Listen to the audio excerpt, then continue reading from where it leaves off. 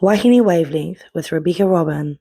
No mai, haere mai, welcome to Wāhine Wavelength. I'm your host Rebecca Robin and this is my guest Sara Templeton. How are you, Sara? I'm good, thank you. So let's start with where you whakapapa from. Are you from Christchurch and where are your family ties? Yeah, so I was born here in Christchurch and my parents are still here as well as my brother and sister, which is great, and my kids.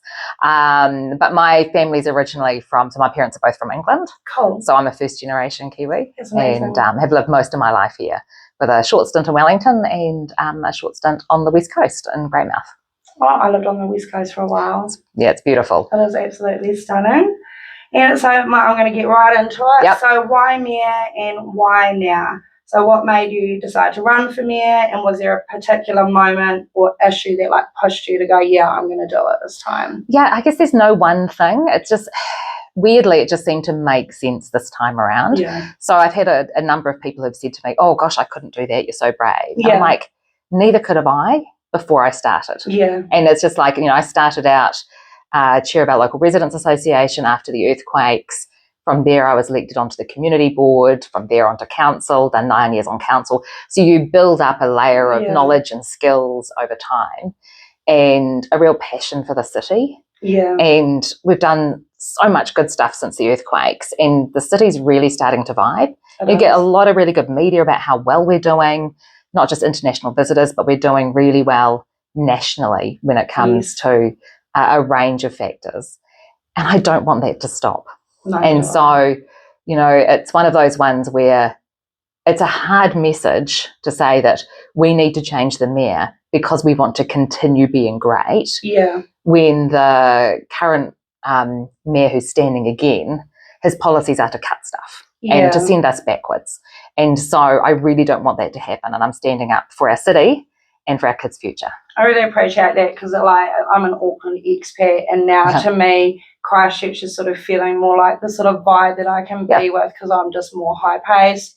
There's more arts opportunities. The city is definitely way I don't know. To me, it's way better than what it ever was, even with earthquakes. It's more resilient and exciting. It is. And I know that a lot of people wrote Christchurch off after the earthquakes. Yeah.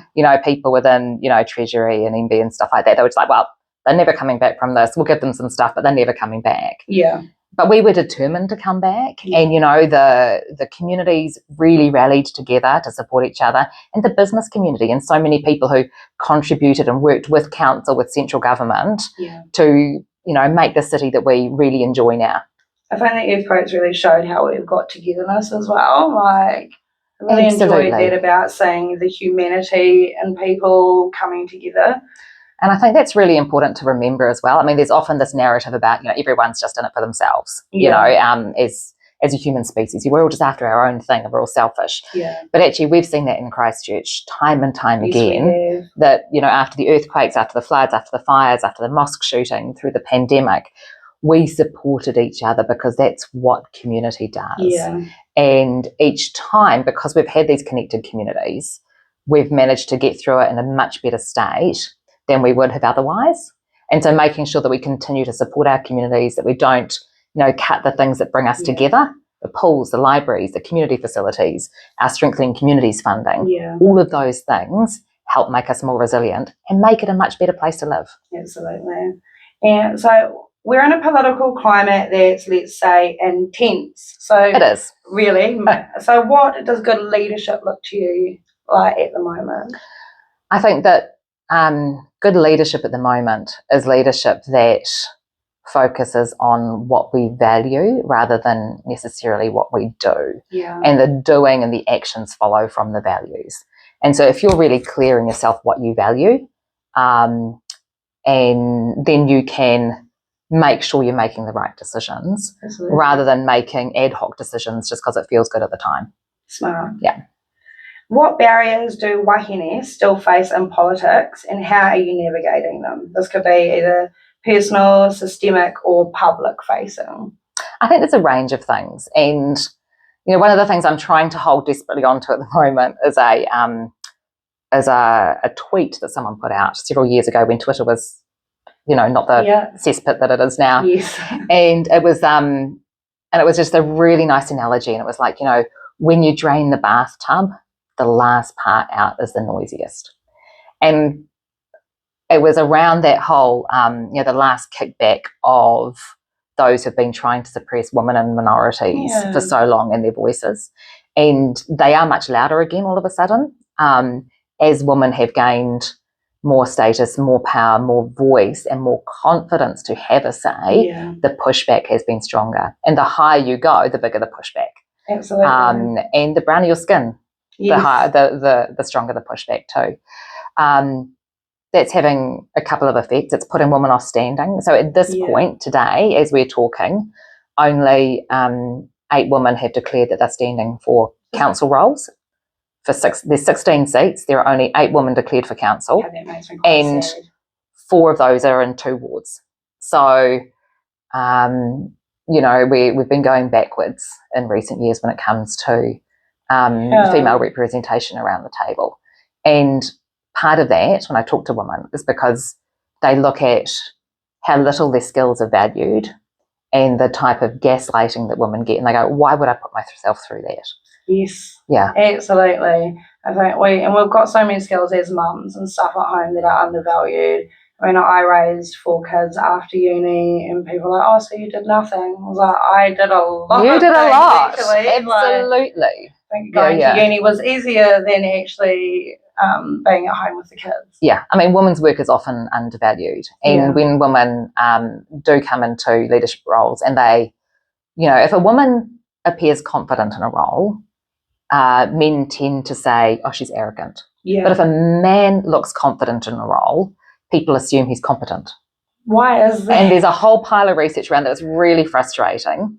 I don't know why it is, but it's the way that, the society has framed it over a number of years. It's changing though. It is. And it's changing because there are a number of women calling it out. And while calling it out is tough, we have to go through this to make a difference and actually change it, because if we don't call it out, nothing changes. That's true. Okay, what have you learned about your community during this campaign so far? Like anything new, any surprising challenges, affirmations, or moments of magic? Oh my God, it has just been magic. So one thing I've learned is that my community is much broader than I'd assumed. I mean, I've spent, 12 years elected now, in and about a really wide range of communities. By the way. And I've had 180 people, 180 individuals actually go onto my website and sign up and fill in the form to volunteer for my campaign. 180. That's amazing. Plus more who've volunteered fences, more who've donated money, more who are supportive but don't necessarily have the time to volunteer, who just want to get newsletters. The range of people volunteering on the campaign is just phenomenal. So I'm incredibly lucky and quite humbled by the support. It's really exciting. Yeah, it's really exciting. How will you support Māori, Pacifica, migrant and disabled voices? Or how will you make sure their voices are heard when you are in the mayoralty? Yeah, and I think part of that is through building up relationships over time. And so I've always tried to, which has been good. And it's not a space that I naturally come in. Right.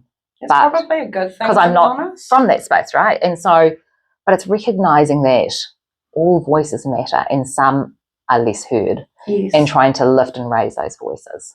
And so I don't like to make a big thing about it, but I have conversations and I go to meetings, those kind of things. I think that making sure that those voices are heard at a governance level rather than only at a organisational level is really important, and that we have, for example, committees who are dedicated to that community space. And that I, as mayor, meet regularly with individuals or representatives of those groups to make sure that I'm on top of current issues and that we can make progress over time. Like an actual human and not just someone who's popping into events. Oh yeah, absolutely. It's important for people, and not just ahead of elections, right? Because people see government is so separate from themselves, and our government, and they're supposed to be us. I know. But the thing is, actually, they are us. There's often this us and them framing, and I think that once you've been in an elected role for a number of years, sometimes you might lose touch Yeah, that makes with sense. where you've come from. And I've tried really hard not to. But I am just the mum down the road with 3 kids, right, Yeah. who put her hand up after being shoulder tapped by the community and said, yeah, sure, I'll help make some of those decisions for our city. And then the community backed me on that and voted me in. But we are just residents. There's nothing really that special about us. I love that you said that. What's interesting is you said after a shoulder tap from the community. Yeah. I was on a women's panel with Megan Woods last year, and she said, oh, no woman just puts her hand up. Someone Very always few. asks. Someone always asks. Oh, Yeah. Wow, that's quite incredible. So what does community-led governance really look like under your leadership when we talk about like housing, climate justice and equity? I think it's really a case of making sure that those voices are heard and that's at the table when decisions are made. Yeah. So I'm really keen to have what they call North deliberative forums. So kind of like citizens' juries, but with a group of, I think the minimum you can have is about 40. Yeah.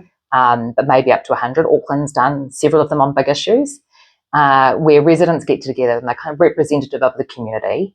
So they don't have any political agendas, no ego involved, and they get a chance to sit there for a couple of days in workshops learning about the issues rather than just having a bit of information on a paper, discussing it as a group and then coming up with recommendations for council. And I think we need to do those kind of things on the bigger issues at council, not just the standard consultation forms. It's probably really good and smart to be learning from Auckland, considering they've done the super city and we've been watching them sort of amalgamate, and it's like not been an easy process for them, so it's good to learn.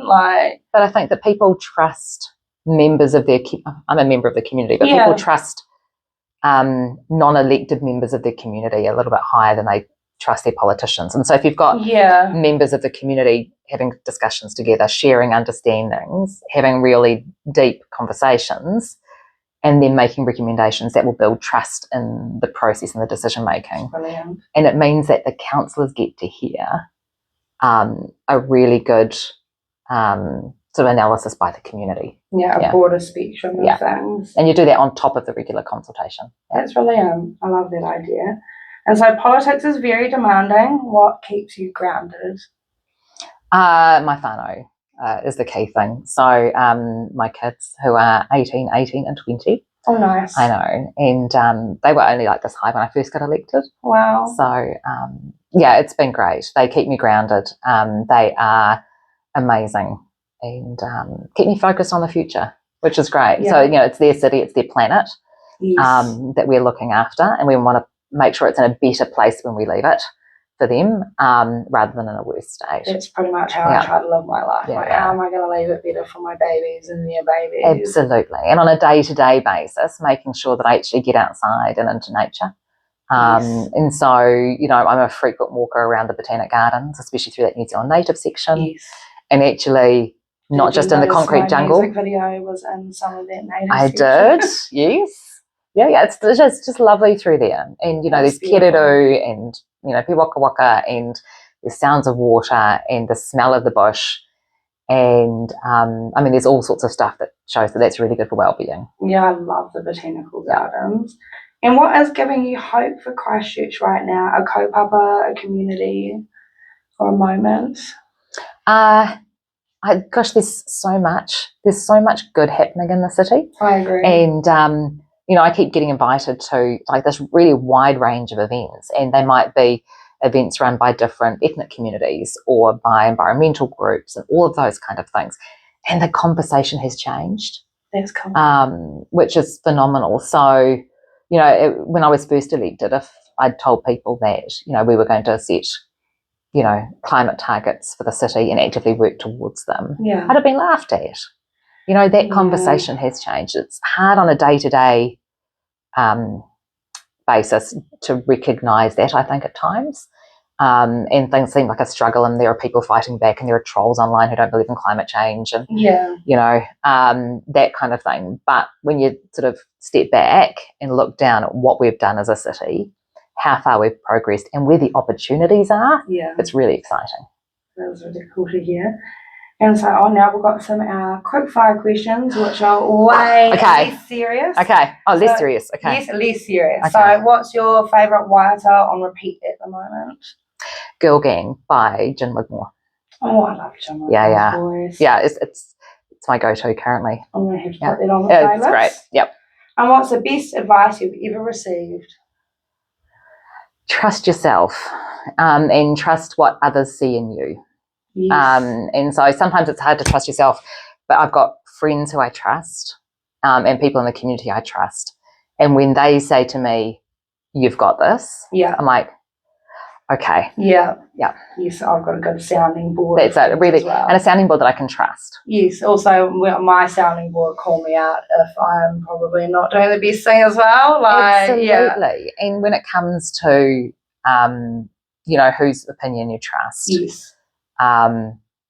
Don't trust the opinion of those who you don't trust. Absolutely. So when people say things that are mean or whatever, just trolling, actually it says a lot more about them than it says about me. And that's true. What is one policy you'd change overnight? Overnight, I'm really wishing I looked at this piece of paper before I sat down today. Let's see. And the local policy or central government? Either. Okay. I'd get our climate stuff back on track. Yeah. The government have knocked back so many different things like it doesn't exist anymore. Like it doesn't exist. And the key thing about that is they talk the talk and they don't walk it. Mm. So ahead of the election, they said, we're going to keep doing climate change. We're going to meet these targets. And then they knock back one thing after another after another. And now everyone's going, well, we're not going to meet our targets. Yeah. And I think people have to be really wary of politicians who are willing to say one thing ahead of an election and then go and do something different. And you need to look at people's track record, what they actually do, where their votes have been, when you're making decisions at election time. Absolutely, yeah, incredibly important. Who's a local hero that inspires you? I have many, but actually I've got to say I sometimes go down to the Women's Suffrage Memorial at lunchtime on the banks of the Ōtautari Avon River there. And some days when the trolling is heavy, or when there are lies about me around, and I just go right, and I just get remotivated. With that group of Wāhine there. Yes, it's a beautiful memorial. And what's your campaign? This is a hard one, but your campaign in 3 words. City, people, future. That's brilliant. That was quick thinking too. And the last one. That was actually easy because my campaign's broken down into 3 categories. It's our city, it's our people, and it's our future. Well, so you're definitely onto it. And what is one message for every Wāhine out there listening? You can do it, and you've got a community. Trust them, use them, and get out there and change the world. Yes. Thank you so much. This has been a wonderful episode of Wāhine Wavelength. I'm Rebecca, and this is Sarah. Thank you so much for coming on. Thank you. Kia ora. Thanks for tuning in. Here are our links to get in touch.